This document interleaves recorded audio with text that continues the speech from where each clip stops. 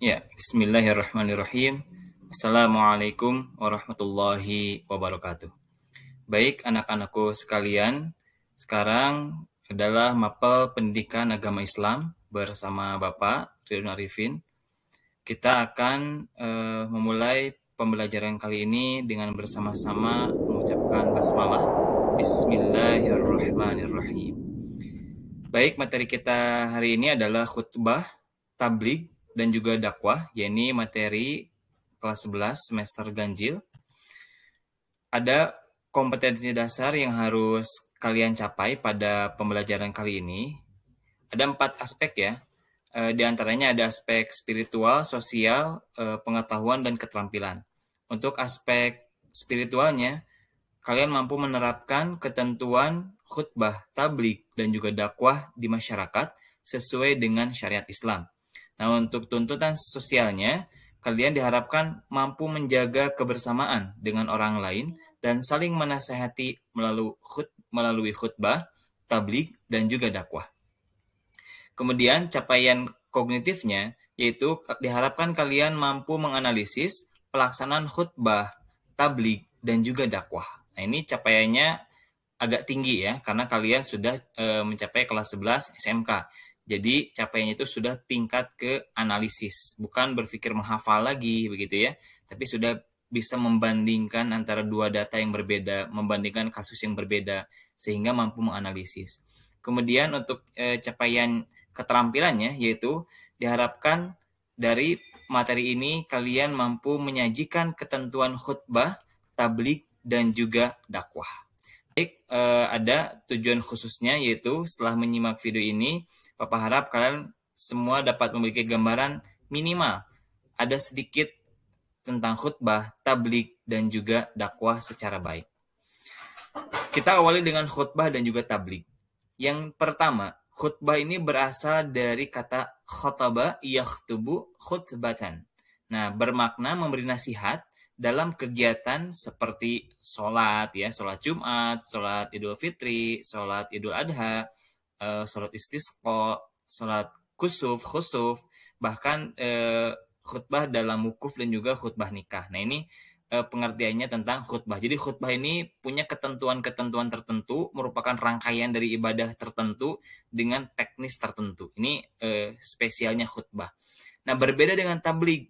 Tabligh ini secara bahasa dia berasal dari kata balagha yuballighu tablighan, yang berarti menyampaikan. Nah, kalian pasti pernah dengar balighu anni walau ayah. Balighu, sampaikanlah anni dariku. Jadi tabligh ini lebih ke menyampaikan, memberitahukan dengan lisan.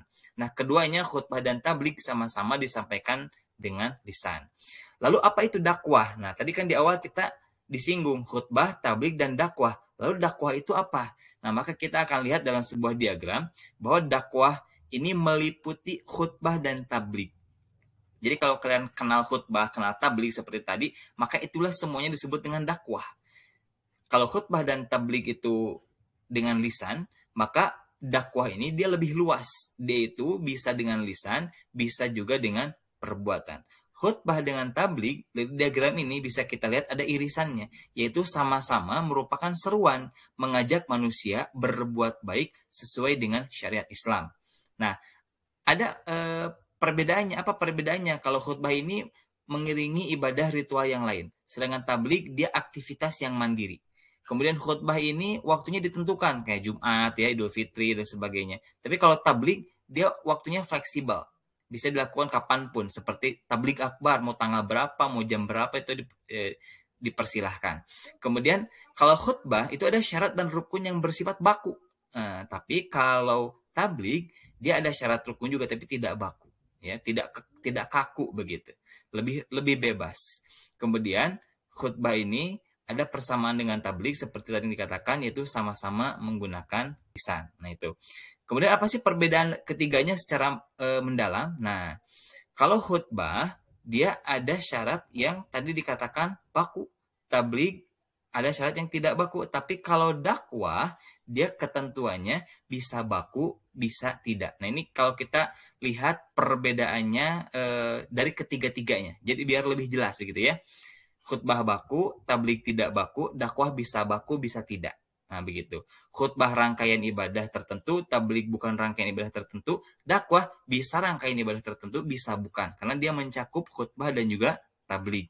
Kemudian khutbah dan tablik dilakukan dengan lisan, sedangkan dakwah dia bisa dengan lisan ataupun dengan perbuatan. Nah, semoga dengan ditampilkannya 3 perbedaan ini semakin menjadi jelas gambarnya tentang khutbah, tablik, dan juga dakwah. Apa saja rukun khutbah? Nah, ini semuanya ada 5. Rukun khutbah itu diantaranya adalah hamdalah, sholawat, ayat, wasiat, dan doa. Sangat ringan ya. Hamdalah, alhamdulillah. Sholawat kepada Nabi SAW. Allahumma sholli ala Sayyidina Muhammad. Ataupun dengan lafaz-lafaz yang lainnya. Ayat Al-Quran banyak sekali, 6.000 lebih. Kalian bisa pilih salah satu saja untuk disampaikan ketika khutbah, maka khutbahnya sah. Setelah itu apa? Diiringi dengan wasiat. Nah, atau wasiat dulu baru ayat. Apa wasiatnya? Contohnya seperti ini. Ittaqullah, bertakwalah kepada Allah. Nah, contohnya seperti itu. Atau faya ibadallah usikum wa nafsi bitaqwallah. Yang penting ada kata-kata ajakan perintah untuk bertakwa. Lalu diakhiri dengan doa. Doanya apa? Mudah.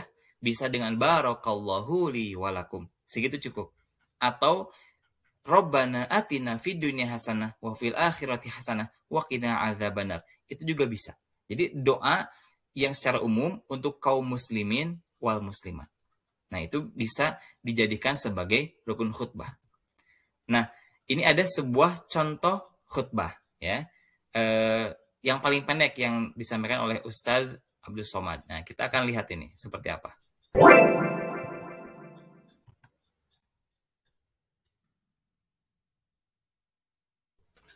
Nah, adapun syarat yang harus diketahui mengenai khatib, mubaligh, dan juga da'i. Apa itu khatib? Khatib itu orang yang berkhutbah. Dia disebut khatib. Syaratnya dia Islam, kemudian dia baligh, kemudian dia berakal sehat, mengetahui tentang ilmu agama, setidaknya dia mengetahui syarat dan rukun menjadi khatib, kemudian dia juga suci dari hadas. Nah, seperti sholat ya. Jadi dia suci dari hadas. Tidak bisa seorang khatib itu dia belum wudhu atau dia berhadas, baik hadas kecil ataupun hadas besar. Berbeda dengan mubaligh. Apa syarat mubaligh? Ada persamaannya memang. Dia Islam, baligh, berakal, ya. Kemudian dia mendalami ajaran Islam.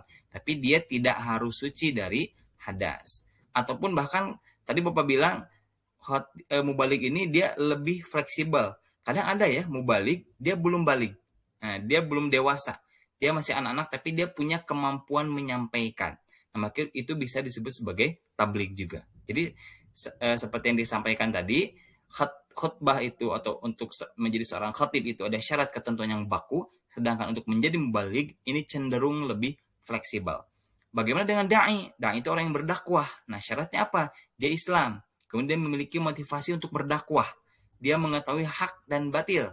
Tidak mungkin seorang da'i dia berdakwah tapi dia tidak tahu mana yang benar, mana yang salah. Kemudian seorang da'i juga dia harus menjadi seorang uswatun hasanah.